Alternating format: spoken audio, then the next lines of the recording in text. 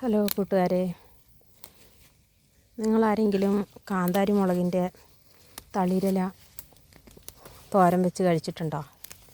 അപ്പം ഞാനിന്ന് കുറച്ച് കാന്താരി മുളകിൻ്റെ തളിരിലയൊക്കെ നുള്ളി തോരൻ വെക്കാമെന്ന് വിചാരിക്കുകയാണ്.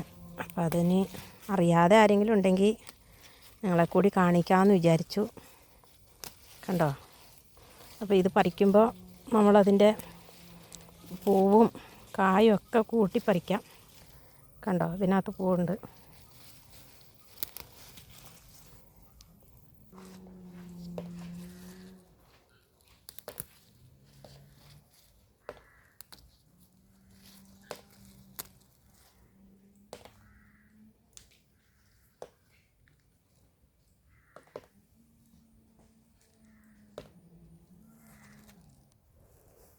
അപ്പോൾ നമ്മുടെ കറിക്ക് ആവശ്യമുള്ള കാന്താരിയും കൂടെ ഞാൻ പറിച്ചെടുത്തിട്ടുണ്ട്.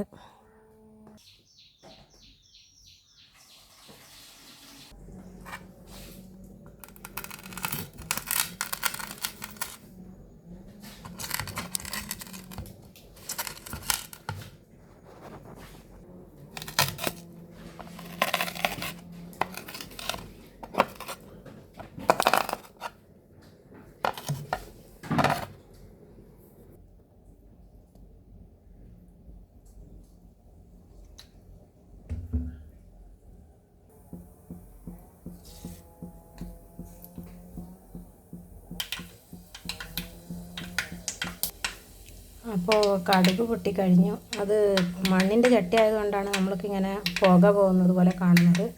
കരിഞ്ഞതൊന്നുമല്ല. ഇപ്പം ഞാനിവിടെ 1 സ്പൂൺ വെളുത്തുള്ളി ചതച്ചുകൂടെ ചേർത്ത് കൊടുക്കുന്നുണ്ട്.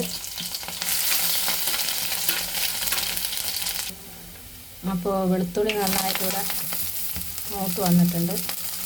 അതിന് ശേഷം ഞാൻ ഇല ഇട്ട് കൊടുത്തു.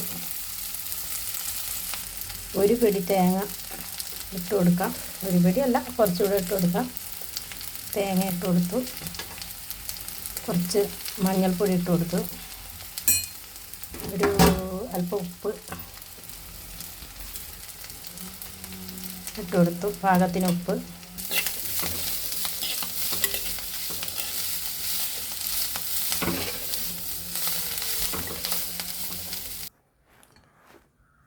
അപ്പോൾ നമ്മുടെ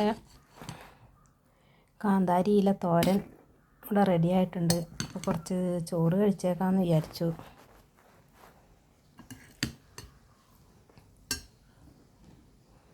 അപ്പോൾ ഇതാണ് നമ്മുടെ കാന്താരി തോരൻ. അപ്പോൾ അതിവിടെ കുറച്ചിട്ടു. അതുപോലെ തന്നെ അച്ചാറ്, കാര്യമായിട്ട് കറിയൊന്നും ആക്കിയില്ല ഇന്ന്. അച്ചാറ്, പിന്നെ ഞണ്ട്, തോട്ടിലെ ഞണ്ടാണ് കേട്ടോ. തോട്ടിലെ ഞണ്ട് ഫ്രൈ, അതുപോലെ തോട്ടിലെ പരൽ മീൻ അറിയാമല്ലോ, പരൽ മീൻ ഫ്രൈ.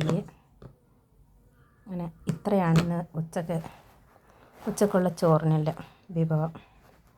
അപ്പോൾ ഇത്രയേ ഉള്ളൂ എൻ്റെ വീഡിയോ. ഇഷ്ടപ്പെട്ടെങ്കിൽ ലൈക്കും കമൻറ്റും പറയണേ. ലൈക്ക് അടിച്ചിട്ട് കമൻറ്റും പറയണേ.